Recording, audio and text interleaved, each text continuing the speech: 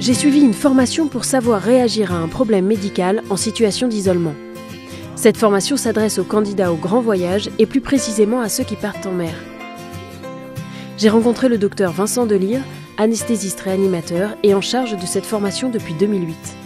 On a orienté cette formation qui était une formation initialement destinée aux coureurs, on l'a orientée vers la Grande Plaisance. Et donc d'année en année, on accueille, je dirais, les candidats au voyage, tour de l'Atlantique, tour du monde, tour de la Méditerranée. Et donc de manière interactive, d'abord on leur a donné un contenu qui était déjà issu de la course au large. Et en plus avec les retours je dirais, des participants, on a pu faire une formation qui était vraiment adaptée à la Grande Plaisance, à la navigation hauturière.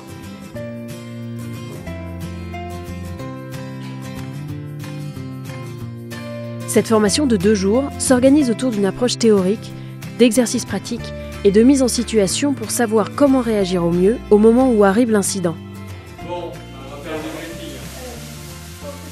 Donc la formation va donner une certaine autonomie aux participants. Bon, il est clair qu'au bout de 2 jours de formation, ils ne seront pas ni infirmiers, infirmières, ni médecins spécialisés, ça c'est clair. Mais ils auront acquis une autonomie qui est supérieure à une formation premier secours standard, puisque les formations premier secours standard, leur but c'est de gérer les 5 premières minutes en attendant les secours. Là, ici, on sait que l'attente peut être de 24 voire 48 heures. Donc, il y a dans cette formation toute une réflexion qui est faite avec les participants pour qu'ils arrivent bien à comprendre ce qu'ils peuvent faire, mais également les limites des situations qu'ils rencontrent. Dans ce cas, il s'agit de faire des points de suture sur un pied de porc.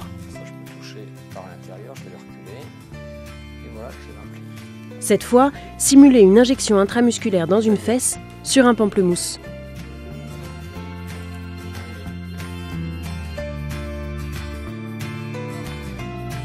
Là, on s'entraîne à placer quelqu'un en position latérale de sécurité s'il est inconscient.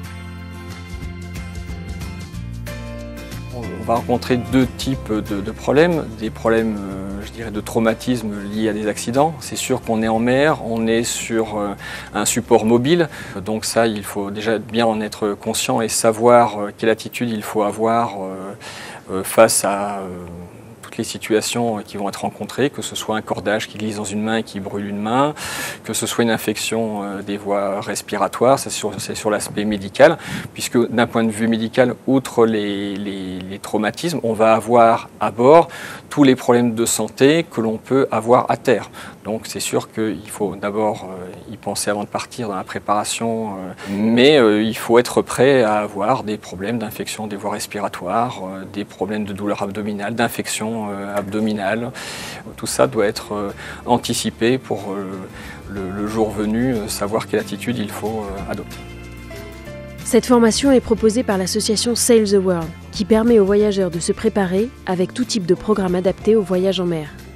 Ces formations permettent à n'importe quel particulier, même sans connaissance préalable, d'avoir le minimum de base pour prendre en charge les accidents ou les accidents qui peuvent arriver à bord du bateau, mais également dans les pays qu'ils vont rencontrer. Parce qu'il ne s'agit pas que de rêve, évidemment, dans le voyage, il y a aussi quelque chose de bien concret, une aventure, ça se prépare, et pour qu'elle se passe bien, il faut essayer de tout anticiper.